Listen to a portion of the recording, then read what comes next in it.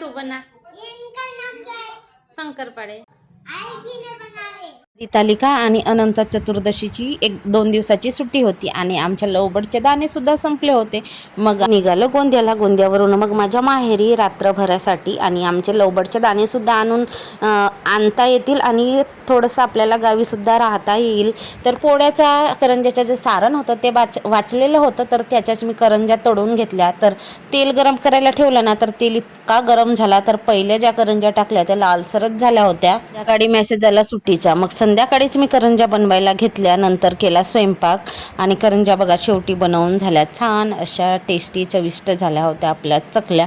दुसऱ्या दिवशी आम्ही पोहोचलो आपल्या गावाला। 11 वाजेपर्यंत जवळपास सकाळच्या आम्ही गावाला पोहोचून गेलो तेव्हा ऊन होती आणि नंतर 3-4 वाजता इतका वातावरण चेंज झाला आणि भयानक पाऊस आला। पेरूच्या झाडाला इतक्या पेरू लागले आहेत की झाड अशा वाकून गेलेल्या आहेत। बघितलं मी 1-2 असतील का खाण्याजोगत्या म्हणून, तर एकच पेरू खाण्याजोगती दिसली। तशी गावी गेलो तो दिवस होता हरितालिकेचा। मी आधी करत होती हरितालिकेचा उपवास आणि माझी आई सुद्धा करत होती, पण ज्या दिवशी हरितालिका स्थापन करणार होतो त्याच दिवशी रुद्रांशचा जन्म झाला। मग काय दवाखान्यामध्ये थोडंसं खाण्यापिण्यामध्ये ते राहूनच गेलं। मग तेव्हापासून सुटलं आणि एकदा का आपण व्रत सुटला तर पुन्हा धरता येत नाही असं म्हणतात हरितालिकेचा व्रत। पाण्याची गरज होती तर झाली बघा पावसाला सुरुवात।